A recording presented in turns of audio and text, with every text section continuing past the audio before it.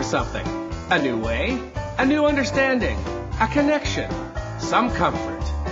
You've got questions, and Light on Living puts the spotlight on all the answers so you can shine. Lift and lighten the load of life's challenges and learn simple and easy ways to live a healthy, happy life. You'll gain insight and start to see things in a new way that motivates you. You're invited to hear new, see different, and feel more as Lisa shines the light on living.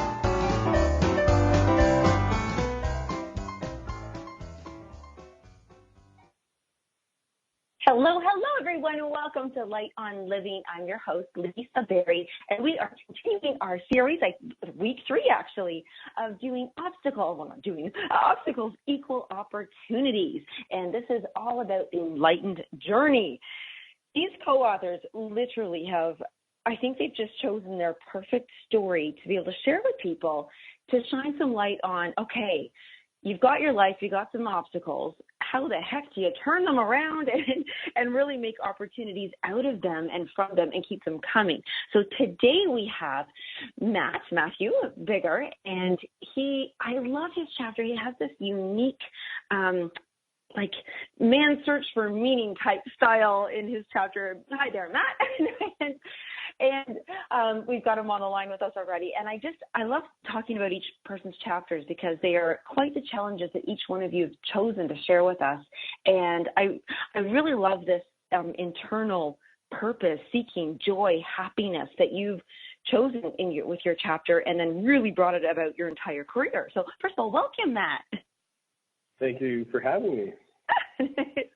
I'm going to just share with the audience your bio here and the backstory, and then we'll jump right into giving some help to the listeners, what they might be needing. Okay? Sounds good. Okay. Well, Matthew Biggar started out as an entrepreneur at the age of 25 when he thought he had it all figured out. How many of us know that, right? It took him nearly a decade of struggling in different businesses and sales jobs before Matthew discovered his purpose and path to a profitable and fulfilling business. 2 great words that we want to have, right? Profitable and fulfilling. Working the 9-to-5 and spending more money than was coming in put him into a position of losing everything. It was a matter of swallowing his pride and moving back home with his parents or becoming homeless. This led to a decision to change his life and discover a new world where he could inspire people to seek their true potential. Today, Matthew loves working with heart-centric entrepreneurs who are motivated to create a legacy built on growth, abundance, and transformation. So and anybody, by the way, we're going to let you know how you can get a hold of Matthew, but it's empoweringvideo.com, and you'll find out why we're saying the word video. But let me start with one thing with Matt, legacy. Tell me I love that word. It's such a big word. Why was it, here you are becoming homeless at one point, but then you're like, okay, what legacy? How do you go from there to there? Yeah, when doors get opened and change your perspective on things, you start to kind of reflect on your life and how you've lived it already. And one of the things that you start to think about sometimes is, what do I actually want to leave behind? And that becomes really important when you start to do self-reflection and you're thinking about, what is my purpose? What am I even doing with my life? And those are the kind of questions that led me to that journey, and thinking about, what is it that, what kind of impact do I want to leave behind? Mm-hmm. I love when I was reading yours, you were really honest right away that in your chapter and with yourself, that you were really struggling, with money mindset and prosperity, money issues. We're looking here, you literally had to move back home with your parents. Smart decision, by the way. I'm so glad you had that option. Yeah, for sure. And you wrote the word, and I love this. If you can share with people what you experienced with this word and what it means, is scarcity mindset.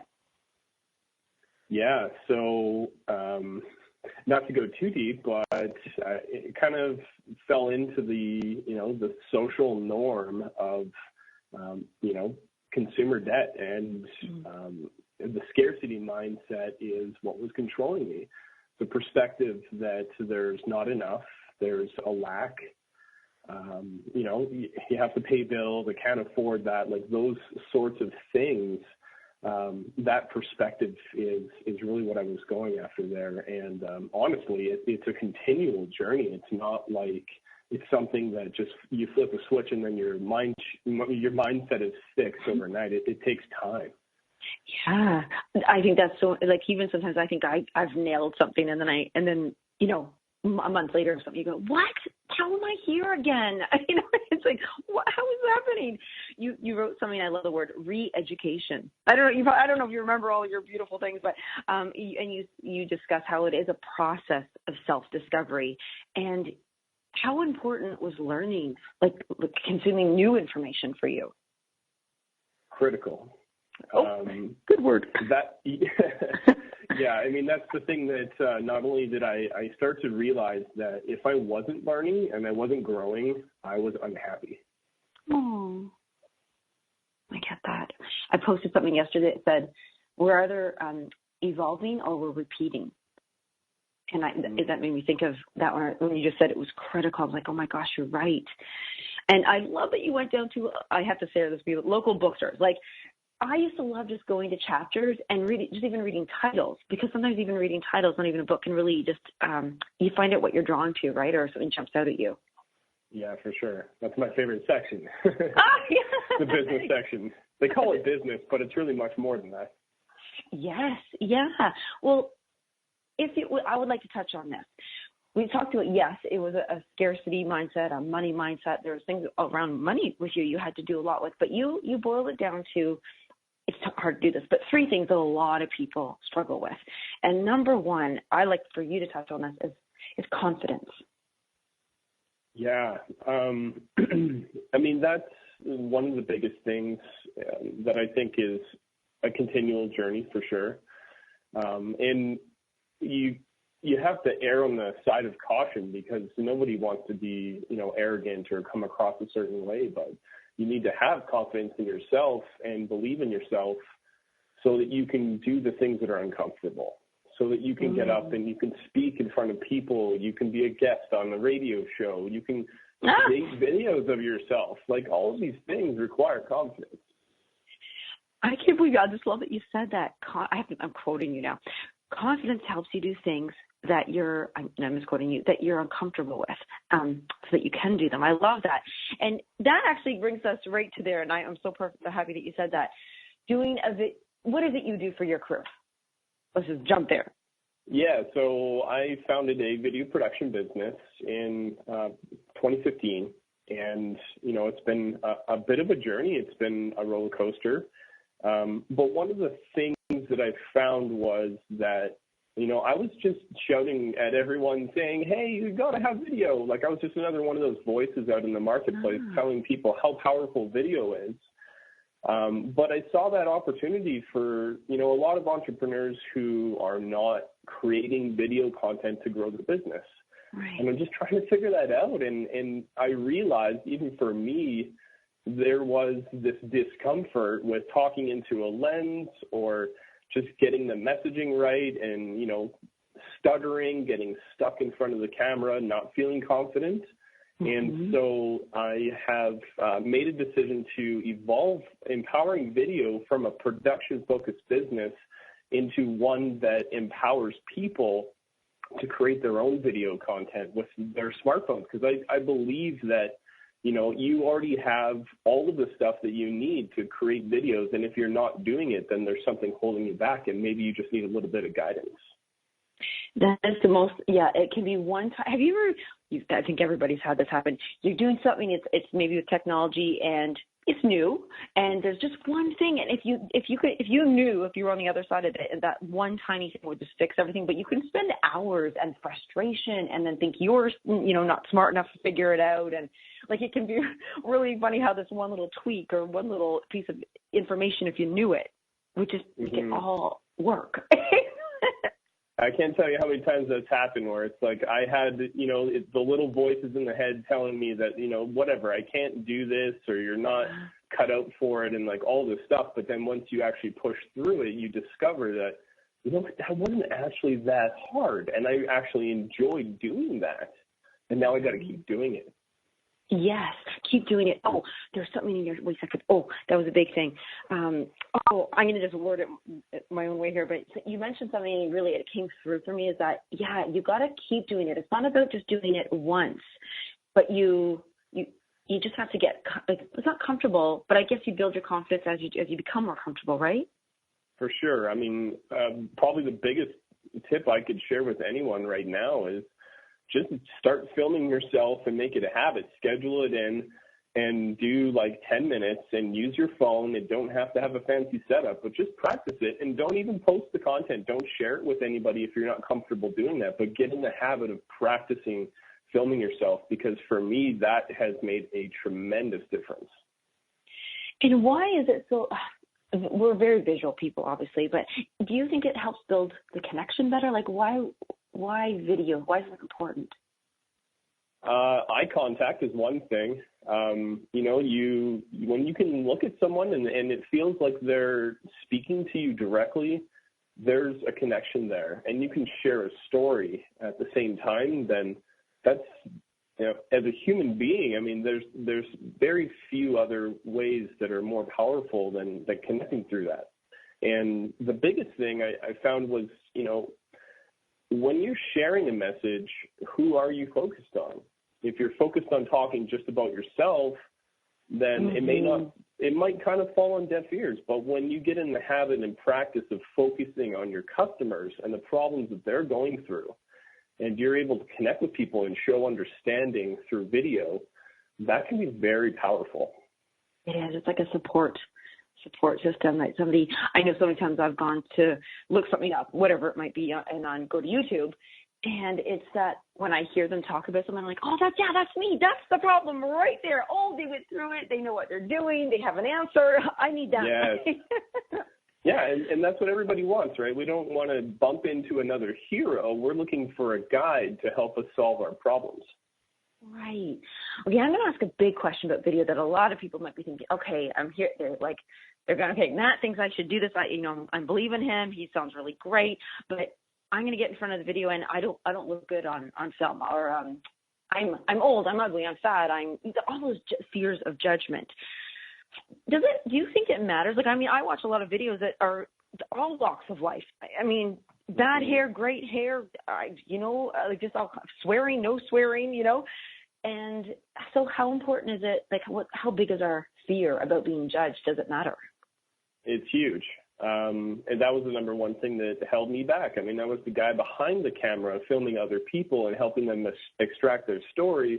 But I had this thing, the self-talk going on in my head that prevented me from getting in front of the camera. Oh, that's so funny. So I was definitely afraid of judgment, for sure. And I think a lot of people go through that. And, unless you're a model, I don't know.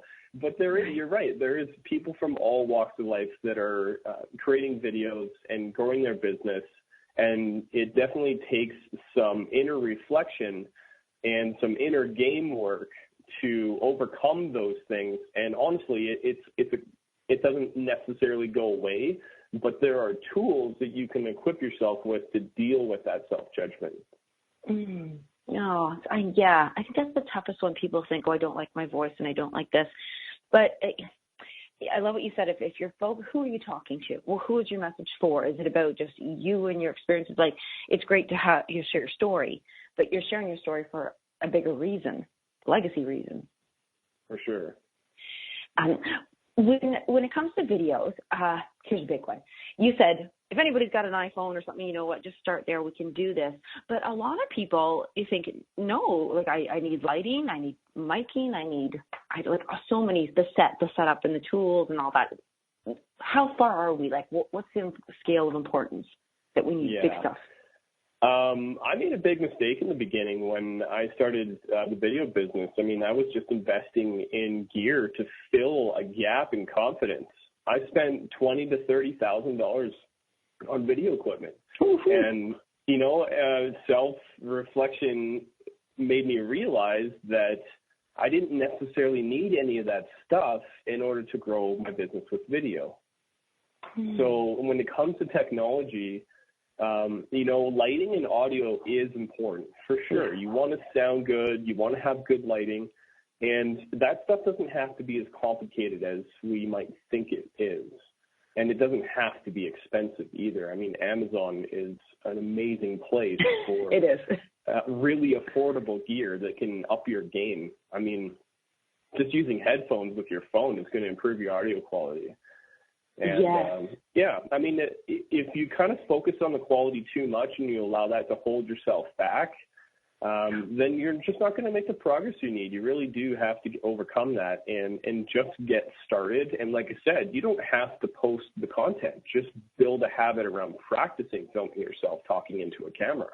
Yeah, it's like having a private portfolio, just something that it also, gets stuff out. Like sometimes you want to just do a mind dump, and then you've got it on video. I have to tell you the funniest, I don't know if it's called a recording hack or whatever, but I had to do something and I couldn't get to the studio. So I was like, I really need to send this. But I have a lot of pops in my speech, like a lot of people. Yeah. And Matt, I was told, my partner's doing some stuff. He goes, you put some pantyhose over the speaker, just on your phone. Yeah. Oh my God, it works. I was like, shut up, that's crazy. Yeah, it doesn't take much to take the pops out. No, and I was like, God, that's like, I happen to have a pair. I know they're old school, but I was like, this is great. But if I didn't, I could have ran to the dollar store and for, like that 50 cents or something to fix it. Yeah. But, so you actually help teach people, not like tips like pantyhose stuff, but how do you help people with their confidence and these obstacles that are stopping them before they can get out to video for their business? Yeah, so I'm working on a course right now I'll be releasing for August 1st that is going to help people get more comfortable in front of the camera. And a lot of that is actually, interestingly enough, what you touched on earlier was overcoming the self-judgment and the fears, because if you don't work on that, then you're just not going to do it. Yeah. It's going to be a free course, and I'm excited to release that. It's something that, I've gone through myself. I totally get it. I understand what people are going through there. And so I also do strategy sessions with people, and I help them extract their messaging. And I actually work with them to develop a buyer persona for their ideal customer so that they have like a one-page sheet of paper PDF that can get them into the mind frame of who their customer is and what they're dealing with. And I absolutely love helping people with that. We all need help with it. I'm one of those people too. Like, it's very hard to come up with your own messaging strategy and extract your story in a way that focuses on your customer all by yourself. It's nearly impossible. You need some guidance there. And so that's one of the services that I offer right now. I actually wrote this down, I copied it for what you said. You wrote, you can be too close, you wrote in your words, too close to their own brand to simplify and clarify the message in a way that attracts the ideal customer. And I love that because, it's funny. I'm an idea business person. I could come up with probably 10 businesses every day, and they're actually pretty decent, But then when I come to marketing one of them, I think, oh my gosh, that there's way too much I know too much about it that I no longer. And I love that you use that term buyer persona. Quick question, this is a unique question. Even if you're not in business, is that a helpful exercise to actually just run through and put yourself into a buyer persona? Just to get through some judgments? Like, would that help? For sure. I mean, you can use that process to just better understand people. And, you kind of start off with demographics, but the real point is to get down to how they think, feel, what are their belief patterns. Yeah. And when you can show that you truly understand somebody and what they're going through, then you can have more impact. You can, I love that. It's not about conversion. I mean, yes, that's an important metric in business. Mm-hmm. But even if your career, you want to better understand people, creating a persona for somebody, giving them a name, and just, it doesn't even have to be perfect. It's, a work of fiction, so to speak, because you're grouping an entire demographic of people into this one persona, but it gives you perspective on what they're going through and helping you understand what those challenges are that they're facing. Actually, that's one thing I love that you shared too. So what a great point to bring up is it's not going to be perfect. Just pick one and then see, because you, in fact, actually started out videoing real estate. That's true. Like, it's so different, but you didn't know if it was going to be the one or not. You did think it, like, right at the time. And so you picked one, and then was it hard to, what helped you come to the decision, like, this isn't for me, it's something different? So intentional congruency is like a compass for my life. So if something doesn't feel like it's in alignment, there's no passion around it. If it gets to that point, it's a sign that you should probably remove it. If you're not thrilled with your work, then why are you doing it? And that comes back to the legacy. Like, we have a finite amount of time here on Earth in our lives, and you should spend as much of your time as you possibly can doing the things that light you up.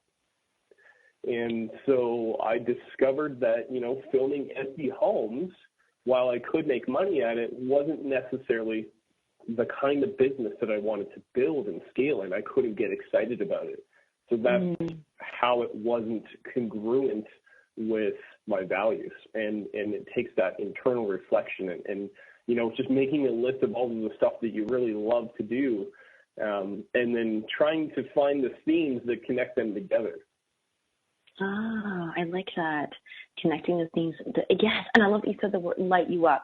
Like, we need a world with more lit up people. So many people are dim, and you light them up, and you can teach them. Like, I guess I'm assuming, I'm pretty sure your course is going to teach them. Is your course to help teach them how to do it themselves, or is your course to help them find the person to do it with them? The first course is going to be to help people overcome that little voice in the head that's preventing them from doing it. Okay. There's going to be lots of courses. I love teaching. I love training. And that was something that I had left behind when I left my career in telecommunications to go full-time on my business in video. I left that piece behind. And that's why I realized, like, I can film these empty homes, but I don't have an opportunity to share it and teach. And that was something that was very important to me. So that's why I love creating courses online. Okay, I'm going to have to work with you. All right. Okay. It's so funny. I love creating courses, but I don't actually like doing things on the computer, and I think I've shared that with you. A lot of people have that fear because I'm looking at, like, it's a scary machine. There's so much going on there. I could lose something. Do I trust it? Where can I find it? What can I do? So I'm really happy that you are creating this course and offering it, and that is a big obstacle for a lot of people. There's something that you wrote, a friend helped you do this, and they said once you become aware of something, you just can't go back. And I think that was like you're expressing that even when you were filming the empty houses, like you knew you loved training. So it's hard to live every day not lit up. Yeah. That tidbit is honestly something that comes back reoccurring on a very regular basis for me. If I notice that, I'm showing up a certain way or I'm interacting with people a certain way and there's, a result that's maybe, you get in an argument with somebody. Like, we're all human beings. We're not perfect, right? We're going to deal with stuff with people. And so I look back now and I see, was I really showing up the way that I wanted to in that situation? And that self-awareness, it's like, okay, no, I wasn't. So what am I going to do about it? I actually wrote down your line there. It says, you want to make better choices about how I wanted to show up for people. And I love it. It wasn't just for you. It's for other people. And that's such a cool way right now, for listeners. When you show up, it's not just for you. Everybody's around you, and you change the vibration. There's a whole feeling around it. You create an energy with your presence, even if you're not saying anything. Right, just sitting there. Like, remember, if you've been on a bus before, you don't know anybody, but you can feel like what it feels like to be sitting beside somebody. Yeah, for sure. I mean, how many times have you been out and walking down the street and somebody smiles at you and that just feels nice, But then you see someone else and glance and catch eyes for a second, and that person's not in a good space, or maybe you're not in a good space, and it's coming through, and you can see the reaction. You can feel that energy. Oh, that is so true. Well, I would love to take this time to do a special invitation for everybody, because you have a free gift that you'd like to give everybody that's listening and will be listening to the replay, and then how to reach people, how they can reach you to find out just more about you and what you can do and help them. Yeah, for sure. So I created a checklist. This is just to kind of get started. If you haven't really been filming yourself yet, or maybe you tried it a couple of times, I created a checklist. It's called 7 Tips to Speak with Confidence when filming yourself. And you can get that at the website tribe.empoweringvideo.com/checklist. Okay, we'll post that link too. Awesome. Yeah, and then you can reach out to me on Facebook, Matthew.Biggar, Matthew E. Biggar, and it's Matthew E. Biggar, and that's probably the big one I'm most active on. LinkedIn as well. Those are great places to reach out, and check out the website, empoweringvideo.com. Oh, and I'm going to have to get with you on LinkedIn there. Yes, I love LinkedIn. There was one thing I just wanted to mention there. Oh, and everybody, you guys got to get the book and read these chapters. It's Obstacles Equal Opportunities. This is the Enlightened Journey. They're all good. Like each chapter offers something different. And I'm so happy that you were able to come and share with us, because this is important. We want to have successful businesses, and we want to do it in a way that feels good. And it sounds like you're really helping to show us. Everybody, get your free tips on how to speak with confidence in front of the camera there, and reach out to Matt, and say, hey, I need some help. Thank you so much, Matt, for being here today. I just really enjoyed reading your chapter and having you here. Thank you. Okay, bye, everyone. Well, actually, for commercial breaks, and then we're going to come back and we're going to be bringing on our next co-author of Obstacles Equal Opportunities. So stick around. We'll be right back.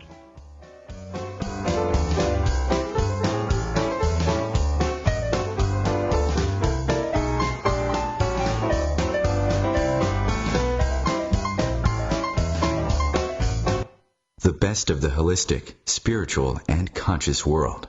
OMTimes Radio, IOM FM. OMTimes Magazine is one of the leading online content providers of positivity, wellness, and personal empowerment. A philanthropic organization, their net proceeds are funneled to support worldwide charity initiatives via Humanity Healing International. Through their commitment to creating community and providing conscious content, they aspire to uplift humanity on a global scale. OMTimes, co-creating a more conscious lifestyle. Have you bought into the idea that you have to work hard for your money, that business is hard? I will share some dynamic access consciousness tools to get you out of your own way so you can create a business that actually succeeds. Join me, Simone Millisers, on The Joy of Business at 4 p.m. Mondays Eastern. Obstacles equal opportunities. Are you living without success in your life? Are there obstacles that you need to overcome to create that success? Challenging circumstances, feeling vulnerable, afraid to be authentic, lacking or even feeling like you've lost your personal power. Light on Living has just the interview series to help you ignite your confidence and your personal drive to overcome whatever challenges you face. Join us every Monday in July to learn how these entrepreneurs overcame damaging business experiences, financial ruin, and personal hardships as they show you how to move forward with poise, grace, and insight. So get your copy of Obstacles Equal Opportunities Volume 2, The Enlightened Journey, and join us as we go live with these empowered authors.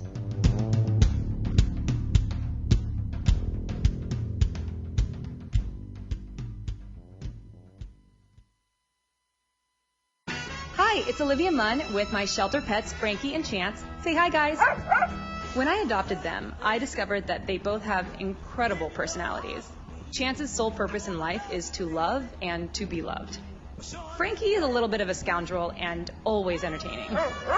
They're a little bit of a lot of things, but they're all pure love. Adopt Pure Love at theshelterpetproject.org. Brought to you by the Ad Council, the Humane Society of the United States, and Maddie's Fund.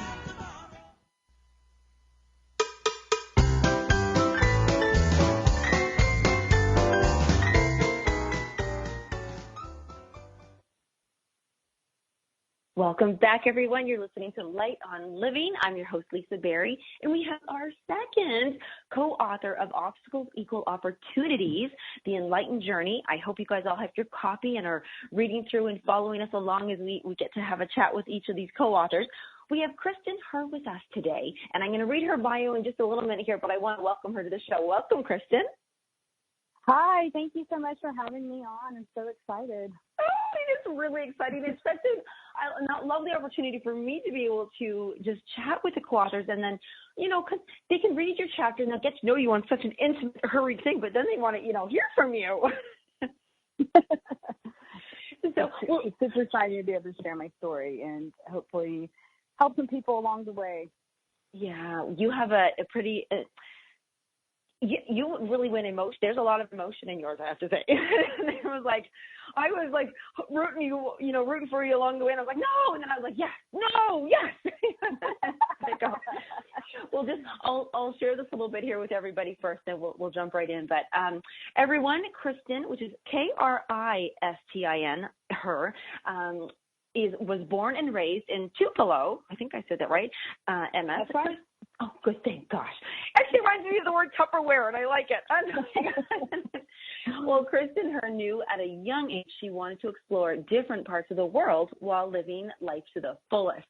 Kristin studied marketing at the University of Southern MS, but had a calling to become a cosmetologist because she loved making people feel good, and it does. She left college behind to pursue her passion and moved to Mandeville, LA, to study cosmetology. After graduation, Kristin moved to Santa Cruz, CA, California, where she landed a job managing an Aveda concept salon. Kristin has been on a journey of self-transformation and self-love. In this process, she found her true calling as an entrepreneur.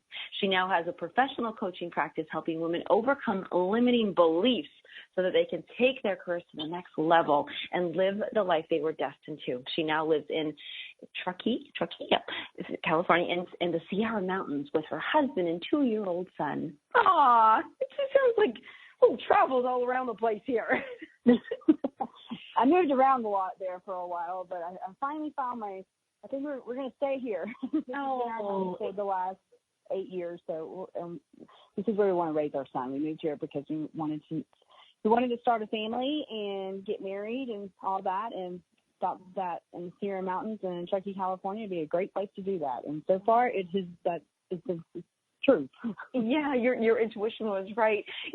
Anchoring is really important, especially as your bio even really talks about it's so funny because Matt, we talked a lot about limiting beliefs, overcoming them, and then taking your career to the next level. And you know what, your home life and your family life and having that anchor and that solid, trusting, it's a bit, how you actually can share with us, how important is it to have that anchoring part when you're dealing with so many limiting beliefs that we have when we carry around with us? Well, I think it's extremely important. And, part of my journey and transformation is, I didn't have that for a lot of my life. And I chose relationships that I was in serious relationships with people that did not serve me. They were toxic. And all I did was feed that inner unworthiness instead of helping me overcome it. And when I finally, left all that behind, and, it's funny because the reality is I had come to a point in my life where I was like, I don't need a man. I don't want a man. I'm completely fine being alone. And that's when I met my husband. And, and having him and just seeing how different he was, he didn't have the look of the super hot guy that I would normally like to go for. But he was different, and he was, I was attracted to him, his personality. And what I can say is that no one ever said anything negative about him. No one. And I found that really enlightening, because I had never had that. Even the men that I were with in the past, some people always said negative things about me. I mean, I was warned about things in the relationship with them, but, I was, love is blind, lust is blind, whatever, whatever you want to call it at the time. And I ignored a lot of the warning signs. So to find my husband and to be on this journey, and he's been super supportive of me in so many ways, emotionally, and everything that I am doing, and just my biggest cheerleader and biggest fan. And it's very nice to have that. And he's my anchor and my rock. And, he's a wonderful father, and he's a wonderful husband. And I'm so grateful for him and for our relationship. That is so neat that you just kicked that right off with such being appreciative and having gratitude, because, right away you can already feel from you that you're like an example of when we live our lives and we wake up with that feeling of appreciation. Like you can just feel joy coming right through this phone, And, it's about having joy in our life. And for a long time, I didn't have joy in my life. And I was one of those people who would say, well, when this happens, I'll be happy. Mm-hmm. And it took a lot of work. And what I finally realized is that you can choose joy no matter what. And it's finding the gratitude in the small things. And I start my morning, most mornings, with writing 10 things I'm grateful for. And I try to pay attention as I go throughout my day of little small things, whether it's my warm cup of coffee or the dog, wet-nosed dog kisses, or the giggles of my son. I mean, but, it really is, it's the little things that bring joy into my life. I mean, sure, the big things are great too, but it's the day-to-day, the little things. If we can stop and recognize them, you're going to have more joy in your life. Yes, absolutely. The funny little story yesterday, I had to slip out to a convenience store, and I don't usually, but I was out of some things, and, kitty cats needed their treats. And so I went there, and it was so funny. I think I'm addicted to being appreciative. It's just so much fun that when the store fellow, the store owner, said goodbye, he goes, oh, thank you so much for coming. And I said, well, thank you for existing. And I was like, oh, my God, okay, that's you have to stop. Well, I love what you said about two things. I want to roll this into one. About something, you were choosing relationships that weren't serving you. And I want to ask about that, but I love that you mentioned you had a look that you were attracted to. Some people have a job that they're attracted to because of the money. They have a man or a woman they're attracted to because of the look. But you said there's something it was like the shiny package was on the inside. And what do you mean? Like, share with people what that means, like a relationship that serves you. Well, before, I like the guys, the typical good-looking, blue-eyed, brown hair, blonde hair guy. I was attracted to that, but it was all superficial. Doesn't mean that they didn't have some personality traits. But when I met my husband, he did not have that look. He was attractive. I'm not saying that he isn't attractive. Yeah, we got to put him up there. He didn't have that look that I would normally be attracted to. But the more I spent time with him, I mean, our first 6-7 dates together were with a group of people. They weren't even just the two of us. But the more I hung out with him and I got to see how people interacted with him, how he interacted with others, and all the positive things that were said about him, and just his outgoing personality and how he truly cared. At the end of the day, he cared. I could tell that he genuinely cared about me. He wasn't trying to rush into, a relationship, like a serious relationship with me. It was a slow thing. And I think that when, in our society, everything's so fast moving, when we can stop and really get to know someone on that level before we take our relationships to a more intimate level, it just makes it more special. And you also really get to know that person more. And the beauty of it with my husband that really I knew that he was different when we were dating is I had just gotten out of a really bad physically and emotionally abusive relationship. I felt broken in a lot of ways. And I could talk to him about that, and there was no judgment. He listened to me through and through, and he actually helped me process some of that. And I have never experienced that with another person, because normally another man would be like, I don't want to hear about your ex-boyfriend. Exactly. Instead of hearing me acknowledging what I went through and helping me process it in another way and giving me a different perspective and helping me. And that to me was like, wow, you really are somebody different. I love that, that somebody being there. And actually, that's what us coaches do. We, if you don't have, a man or woman, something like, your partner there, that's what coaching really helps to do, helps them process it. I have a question about limiting beliefs and what would be a nice little helpful tip for listeners to go, okay, I have some limiting beliefs about my worth and, I'm therefore choosing these bad situations or relationships or places. How do they get from there to opening up and allowing someone to care for them? Well, at the end of the day, the main thing you have to do is you have to start recognizing them. And most limiting beliefs come from our subconscious. We don't even know that they're there.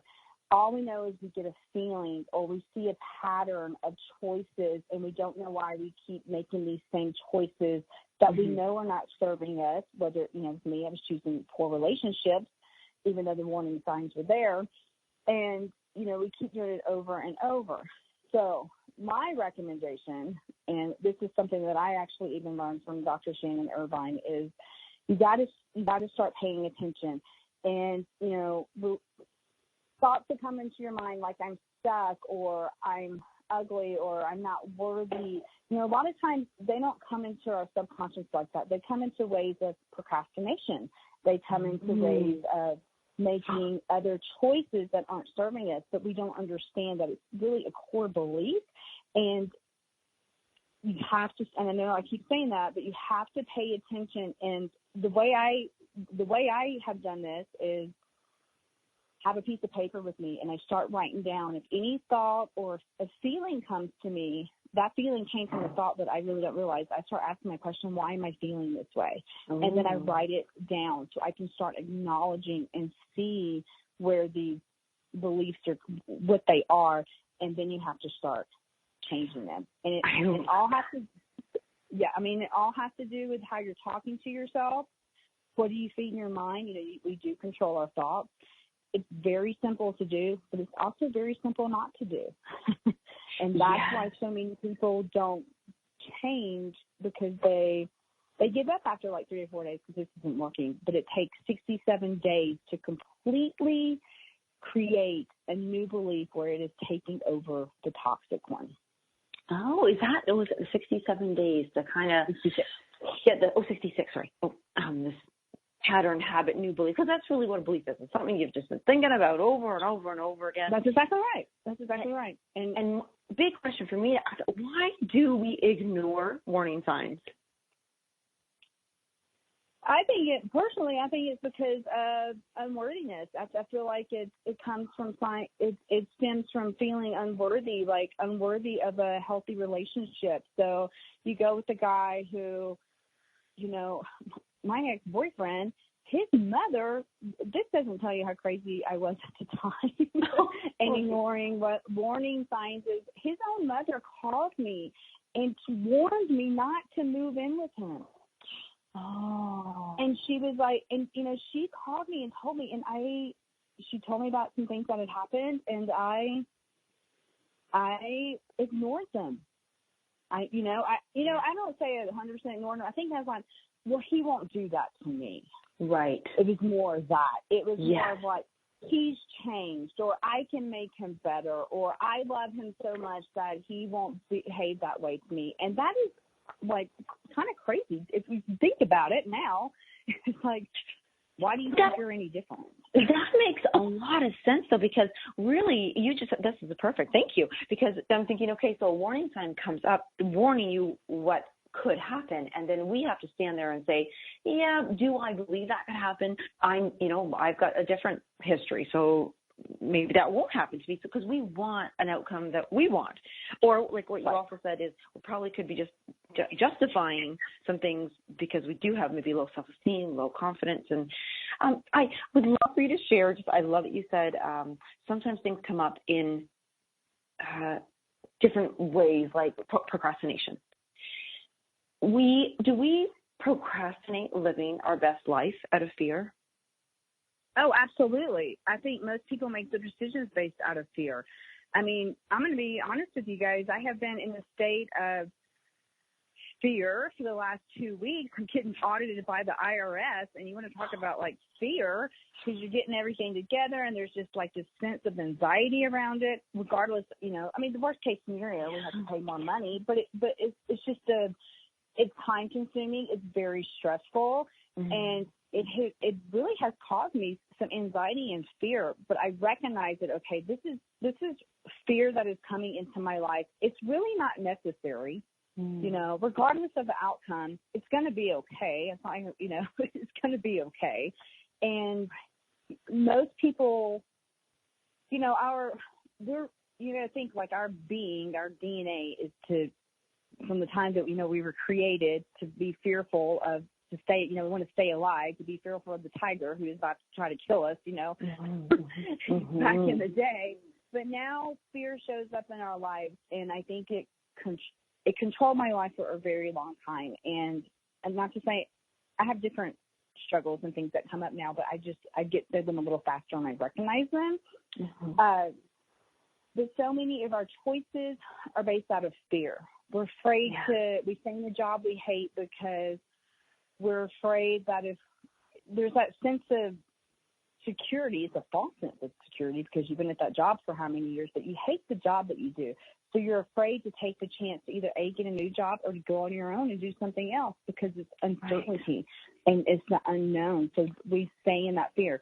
People who are in abusive relationships, I used to say if a man ever hit me, I would leave. And then here I was in a relationship where I was getting physically and emotionally abused for 2 years, and I stayed. And it's out of fear because the unknown, even though the known of where you are is a terrible situation, the unknown for people is even more fearful. It's why people stay in marriages that are unhealthy, toxic relationships, jobs they hate. They're afraid to make that move because of fear, when in the end, it could be like the biggest blessing of their life. Yes, I like that. It's the unknown. Like that's why we turn on a light when we're scared of the dark. You know, we want to see something. We need to see something and feel like we know it, whether it's true or not. You and I talked before about, I love this, how a lot of people suffer in silence, and it can be because of shame or a lack of judgment. And I have to tell you now, I can laugh at it now. It's not, I almost can't laugh, but I received, this is so funny, I received an email that was one of those scams, like a blackmail scam email, and saying that they hacked into my stuff. I have to tell you this, I couldn't believe that I actually responded this way. I was so scared that it would happen that I couldn't tell anybody because I actually believed it. And then I broke down crying, and I called my dad. I was like, oh my God. But I'm so glad that, because you're right, I was so scared and I was suffering in the silence going, I did something wrong. I let my password out. I did this, or, oh my gosh, everybody's going to believe this stuff. Or, all these things ran through my mind, and none of them were true, but I was scared. And so when you talked about, you don't suffer in silence, how can you share with people, just to talk to somebody? How do they do that? How do they get past that? Like I was shameful, whatever the word is, like I was afraid. How do people step past that to get help?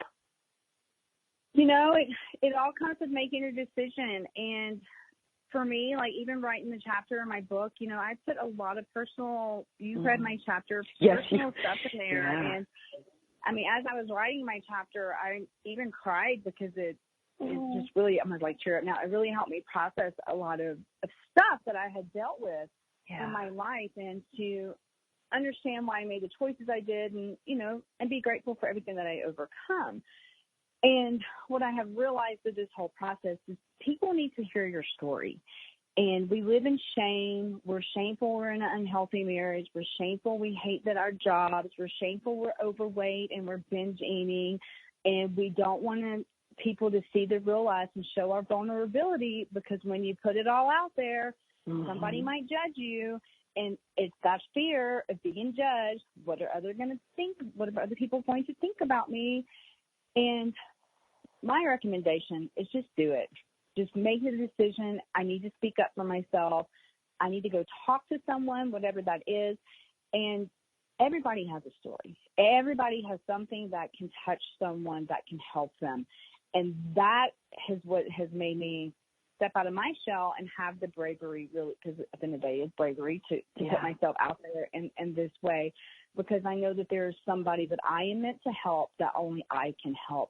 And I feel that way, that is the case with everyone, because, Lisa, you might have someone that you can talk to that only you can help, they're only going to resonate with you. Mm-hmm. And I feel that is the case with everyone. You know, there could be 20,000 life coaches, but I can only resonate with one person and help them and have that connection. And that's what it's just making the decision today. I'm going to share my story. I'm going to talk to someone. I'm going to start making the steps necessary to make some changes, if that's what you want. I mean, if your life is perfect and great, that's cool. But I still believe that no matter how good your life is, I believe that you've had some hardships. Everyone's had some hardships, and that by sharing those hardships and things that you've overcome, that you can make a difference. That's what I love your message of it. You had a two-part there, because you wrote your story to be able to be brave and share it, and you can process it, but you also knew that by putting that story out there, judgment or not, there's going to be somebody who might. It's so funny, because I was reading your story, and there's certain things in my life I went, oh my gosh, I went through similar things, or this or that, you actually helped me process it, you know. So even just by reading the chapter, like, that's why I love telling people, and I should do a friendly, gentle reminder that the book, everybody, is called Obstacles Equal Opportunities, and it's the Enlightened Journey. And it really is all these authors. They weren't authors, but they became authors, or they are authors, and then they shared their story. But is this your first chapter, or are you in others? No, this is my first chapter. I've never written before, and I actually had to consolidate my chapter a little bit, because I had a lot in there. Heather was like, maybe you should just write a whole book. I probably could, but I dipped my feet in the water, and I was really grateful to have the opportunity to share my story. And it was a great experience for me, and it was one where it did help me process things even further by putting it all out there for the world to see. It's not always easy, but and I felt like that I really tapped into my emotion, and I hope that the readers can feel that as well, the emotion behind my story, and because it's not always easy doing that. And so when you right now, if you're coaching practice in your business, can you use this chapter in the story, or is it different? What kind of coaching do you do? Okay, well, I'm a certified life coach.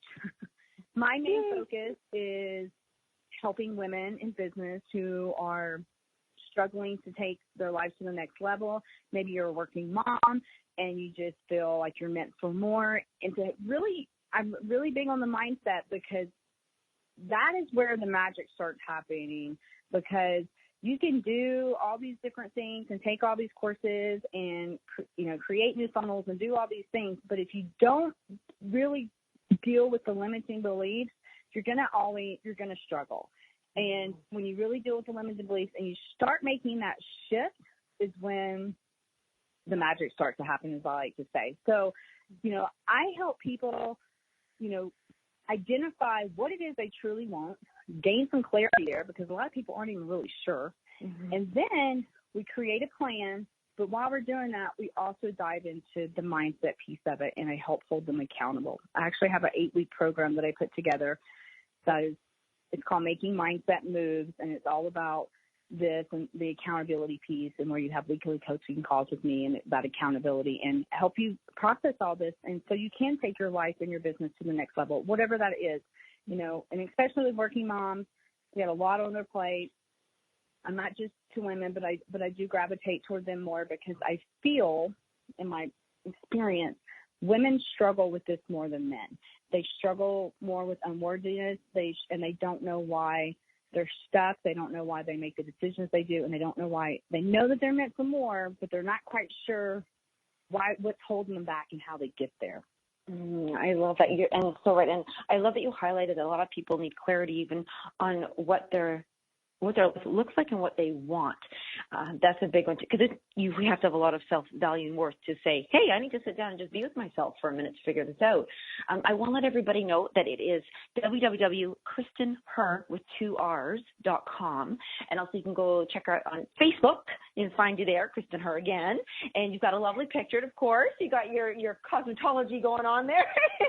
You look beautiful. Thank you. But Kristin, thank you so much for being a part of this. I hope that, you know what, I know that the right women are men, but women who are listening and feel like, yeah, I connect. I want to reach out and just start doing this and figuring out how I can get to that next level. Also, just a huge thank you for being a part of this.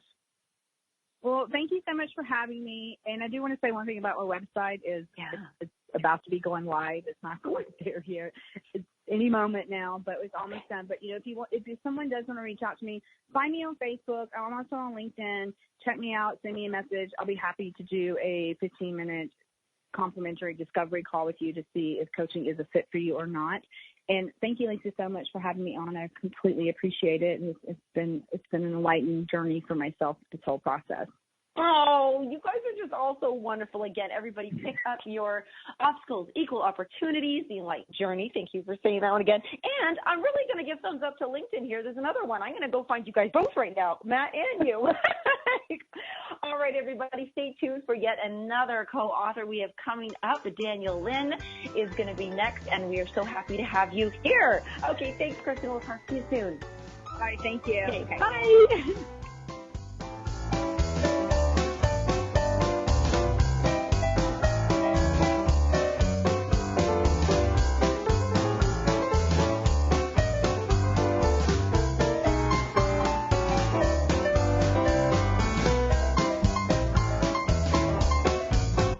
The best of holistic, spiritual, and conscious world.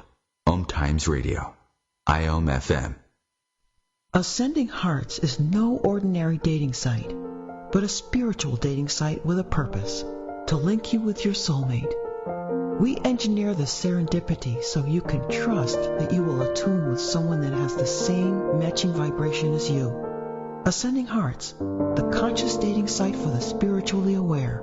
Try Ascending Hearts for free. AscendingHearts.com.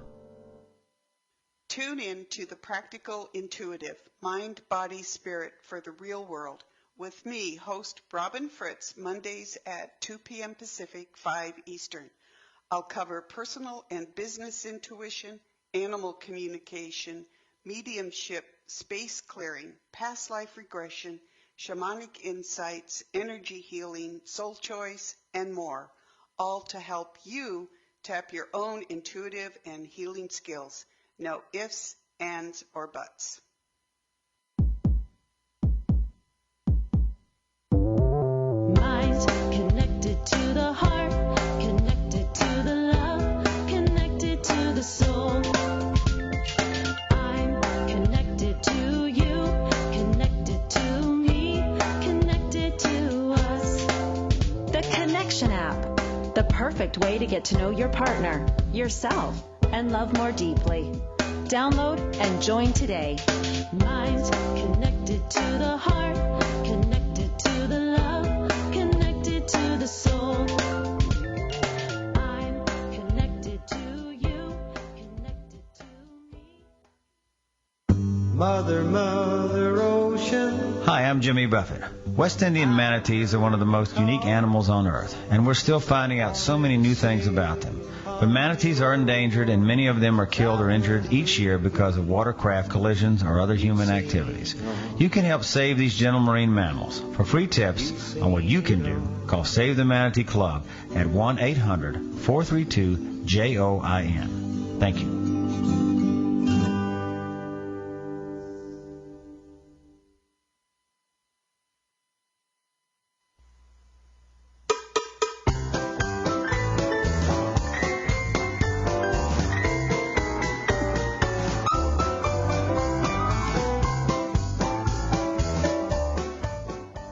Welcome back, everybody. We are continuing the series here, the interview series of Obstacles, Equal Opportunities. And we have our next author with us here now, and her name is Danielle Lynn. And I'm going to share a little bit about her, but there's something that pops up in her chapter that really got me in the beginning, and I am dying to ask her all about, well, everything, but even specifically, and she doesn't know this, the toxic relationships. And I think a lot of people might find those to be really big obstacles that they're facing, those toxic relationships, and what to do about them, because I think she has some interesting ways of looking at life. Let me read to you about Danielle Lynn. And hello there, I know you're here, so hello. Hi. Thank you so much. That's such a great introduction. Oh, yeah, I know. I haven't even got there yet, but, that did pop up, and I was like, she's not even an innovator, but this is good because we all have that obstacle. But I'll share with people why you're an awesome person to have, teach us about this and help us with it. It's that Danielle Lynn is originally from New Castle, Pennsylvania, and she resides in East Palestine. I'm going to say, is it Palestine? Palestine, yes. Actually, it's East Palestine, but when you look at the spelling, it looks Palestine. I knew, I could feel it. It was like, don't say me wrong. It had vibration around it. Yep, everyone does that. Oh, good thing. See, I'm not the only one. And that is in Ohio, and you live there with your husband. So with 19 years of social work and counseling experience, Danielle earned a Bachelor of Science degree through Slippery Rock University and holds a Master's in social work through the University of Pittsburgh. She's currently an addictions counselor in Pennsylvania, as well as best-selling author, woohoo, on Amazon. Woohoo! Yay! Danielle had her first solo publishing, though, in 2019 with an inspiration planner. So cool again, focusing on the teachings of gratitude. And with these publishings, Danielle has reconnected with her alumni Slippery Rock University, having her publishing featured in the university bookstore. Very cool. Danielle's publishings can also be found at Leanna's bookstore in Hermitage, I think, Pennsylvania. And Hermitage, PA. Hermitage. Oh, see, Hermitage. I like it. Just butchering it. I'm butchering. That would be hard, though. Well, thank you for being gentle there. Well, and then even with your busy career, Danielle has many hobbies and interests. She enjoys being outdoors, spending time with her family and close friends, relaxing with her pets, that's my favorite one, antiquing, woodworking, reading, writing, cooking, and taking a motorcycle ride with her husband. Oh, it's so fun. And anybody on your Facebook page will see just how much, first of all, that you love your husband, but you love your life, and you love your life with your husband. And it just exudes from you. It's just. Oh, yeah. Thank you. Yes. We haven't been married very long. We just celebrated our 2nd year anniversary. But we moved to Ohio. We bought our house a year before that, and everything has been just kind of fallen into play here. So it's been amazing. Yeah. It's beautiful out here, and we're very lucky and blessed. Oh, and it's such appreciation. So no wonder you did a gratitude planner. I really do. It's taken me a long time, but the longer I've been a counselor and then even getting into writing and learning about publishing, I'm all about trying to recognize gratitude, and I love inspirational quotes. So I have them even in my office for my full-time job. You'll see quotes even throughout the house here. It's something that keeps me upbeat. And if it sticks out and applies to me, it's like I want to write it down or I want to put it somewhere. Yes, exactly. I feel the same way. And it is, when you see them, you're in a bad mood and you're walking down the hall to go pee, in your bathroom, but then you see that little sticky note on the linen closet, you're like, oh, and those reminders. Well, yep, it is. Let me use that question as my toxic relationship question. Geez, that can seem like such. How many people right now they're listening and they're like, yeah, I do. I have. It's my mother, maybe. It's really close relationships can be toxic. How do we stay positive and turn that toxic relationship, into an opportunity? You know what? With this being my 2nd compilation book, I know even in my first one, I touched base on toxic relationships because one big thing that I learned about myself and even, recognizing with other people's behaviors, attitude, and how we treat one another is that when we're in it, we're stuck in it or we feel like we're stuck or we don't even know, but the influence of other people and how we mimic not just mannerisms, but we start to even believe things that the other individual says. Even if they're like talking about other people, if they are saying things over and over to us, and then sometimes we start to believe it. And it's such a transition, like in friendships in my life. And then, you know, I'm a divorced woman, and then being remarried, just looking at the amount of people that I really do care about, but that has come and gone from my life, it's made me look at like how I've changed through the years, but also the influence of other people, the major influence like they've also had on me, but not just in a positive way, but also in a negative way. That when you're in the relationship or you're in the friendship, that even if it's a close family member, you don't always recognize that because you care about them so much. Right. And like we're looking for acceptance and to be part of their life because you really do care about them. So going through this whole process and just, like I said, being divorced and like friendships changing through the years, I really had a chance like to sit and look at myself and people who I have close to me now and people that used to be close to me but are no longer in my life now. And that's how, I have to say, I love that you just said care can cover up. That is so, because you care about them.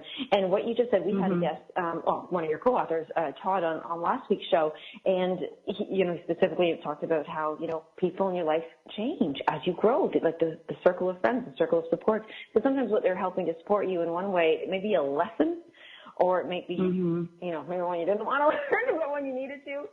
But that was actually intense what you just said about how we treat one another. And you said sometimes we can mimic mannerisms if we're around people for long enough. Well, I've noticed like even phrases and stuff, or maybe just how I feel like about something that, you know, I didn't think, and I'm thinking, oh, it's because I say that, or I'm feeling that way. But then if you really look back, like who you usually surround yourself with, like 9 out of 10 times, even your mannerisms or the way that you'll express something on certain topics, you could feel like similar ways or maybe just a major influence about the other person. And we're easily like pulled in, you know, and we don't even see it.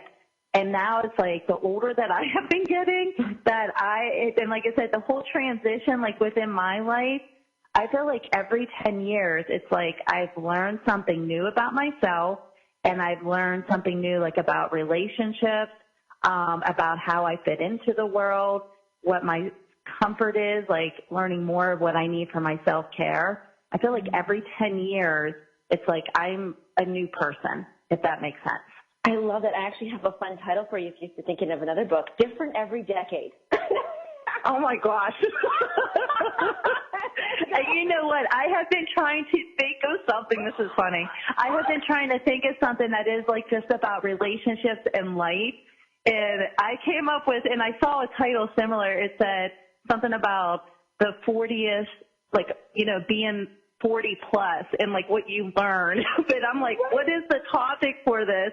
Because I really do feel like we change every decade. I really do. And massively, if we were to look back over that 10-year chunk and that 10-year chunk. And I just think it's so interesting that, I don't know how you feel about this, but they have these, I can't remember, I wish I did, the stages of our life, our entire life. Like, you know, when we're the student, and then we're the warrior, because we're the nurturer, and then we're the wanderer, the wisdom, and then we're the, you know, those different, as we go, and we're supposed to have them so revered. I mean, each stage is important for our growth. And I want to bring this back to you, mentioning, so you're a solo author, you've been 2 anthologies, and now you're a compiler, actually. So those are definitely different every, you know, thing. But how would you, if you were going to give somebody advice on an obstacle that you're looking back now that you've done these things, what were the obstacles that were holding you back before, or to open your eyes to see that this was an opportunity for you? I think one of the biggest things that I've learned, like in being a new writer, a new author, was I had a tendency to hold back because I didn't want to hurt other people's feelings on stuff. So if something didn't feel right for me, or if I was confused about the process, I'm really big on communication, even though I would express that and say that. But if the other person wasn't like following through on their part so much that it was meeting my needs, I had a tendency to hold back because I didn't want to step on anybody's toes. Yeah. And I didn't want to cause, any problems. But then it's like I had to get it through my head at one point. It's that, I'm paying for a service or I'm looking for help, I'm looking for resources. And if individuals are there wanting to help me and they're still staying in my life, then I need to speak up on whatever it is that's not meet my needs. Not that I don't care about other people's needs, because I actually care about other people's needs a lot. But it's like if something just wasn't serving me through the process. So I've learned a lot about that, because last March was my first publishing. That was the first compilation book that I was in. So every project, I would say, like every publishing has been completely different, which is amazing and good because I'm always learning something new. So if I didn't start with like who I started with and then the whole process last year, I know for a fact I would not be a compiler right now for the book that I have been interviewing women for probably a good solid 3 months now for the book that I'm compiling. And to everybody listening, compiler is actually, so every time we do these anthology series and there's multiple, co-authors, and usually like no less than 8, and we've had publishers and stuff with 20, co-authors, but it's the person, there's a person who actually goes and has to interview each one of these co-authors and really have the integrity of the message to be together. So a compiler's job, you're compiling this book, is rather big. I mean, it is the book. It is, because it's like being selective. Like I can vision what I want for the book. It's just finding the right co-authors, and having the stories that I'm looking for to actually compile the book. So it is. There's days that I've done 1 interview or I've done 4 interviews in a day. So I'll go back to back, and that's after working my full-time job, trying to find the right women, the right stories for the book. So I know it's going to reach the audience that, I'm wanting this to reach. So it's so neat that you're doing that. We get to talk to you who's doing this, because when Heather Andrews is the compiler for this book, The Obstacles, Equal Opportunities, and now you were in the Your Shift Matters series, right, with Dana Zarcone? Yeah, Dana Zarcone. Yeah. I am butchering everything today. You are butchering. I said her name 1,000 times. That's not even a hard name. I know. You're second guessing. So you've really been with some awesome compilers. And so for you to say, what was the thing that said to you, I have to write this, I want to be a compiler? Because that's a step up. That's stepping up. I think it has to do with what the topic's about, because the book that I'm compiling is focusing on infertility and miscarriage, pregnancy loss at any stage, and that is so dear to my heart with my own journey and story, because I've had 5 confirmed miscarriages, and learning and going through the struggles that I have had in trying to be a mom and the different emotions and trying to even connect on a personal level and just trying to find someone to understand how I'm feeling during those times, because we have a tendency that I've learned, I'm not the only one, just about every woman has said this, you go through that process, but you don't usually turn to the people that are closest to you. So it's not just the internet. You could be looking at a resource, a book, just some type of education, and you're looking for answers. You don't always want someone to tell you, sometimes it's not even what you want to hear, because sometimes individuals will say something and it's not what we want to hear at that time, the whole everything happened for a reason. Yeah. And I've heard that a lot through the interviews. And if you're grieving and there's hope, and then you have devastation going on, there's so many different emotions. And so learning all this and working with Heather and working with Dana, seeing how, pulling a book together and seeing them being a compiler, I just knew this is something that I had to do and even learn more about. And I chose Dana because she's a licensed therapist, and she's going to share her story in the book as well. So there's 12 women plus Dana and myself so far, and I still have a couple more interviews coming up. And they're all amazing women. All the stories are completely different, but unfortunately our experience are similar, if not the same. And there's also going to be medical advice in the book. So I'm super excited with what I've been working on for months and pulling this together. Like, I cannot wait to see the finished product. You know, what I love that we're talking about, right now that book, to me, in how I'm translating this, is your opportunity. So you had an obstacle, and then by writing, so your chapter actually is called Dreams Do Come True, and it's by Danielle Lynn, everybody, and it's in Obstacles Equal Opportunity. So I was going to ask, was the writing of Dreams Do Come True, was the writing of that, did it help you get over any obstacles to get to this opportunity? In a way, I really think it did, because I had, as you said in my introduction, my inspirational planner, and my inspirational planner did not go as planned. Like, there's still problems sometimes with the print on Amazon. Whatever the graphics is, it's like things are just not working out right for the print.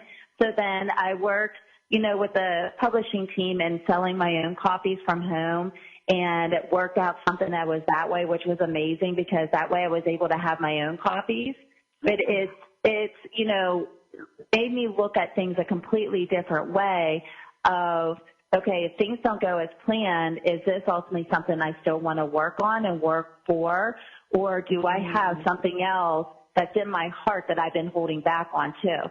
So I think through everything that I have gone through, because that's been a huge obstacle for me, that if I didn't look at things in a different way and work with the team that I had, I would not be working even with people that I'm currently working with now, and even helping other people. So like, even when I said about communication through the process of working two different teams, things that I felt my needs were not met is something I'm making sure if the needs are there and the needs are needing that for the women, like I'm interviewing now and being the compiler, the counselor in me is coming out, and I'm trying to make everything that I felt I needed to make sure everybody else's needs are being met that way too.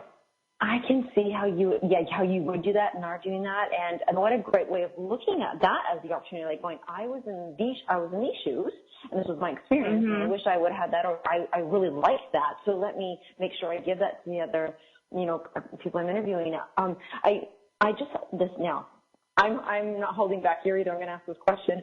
When you were mentioning about the planner not going as planned, and I would like to ask you, because you had 5 miscarriages and possibly more, but 5, was that a feeling that was creeping back up like a trigger, like, oh my gosh, this isn't going as planned either. I'm losing this.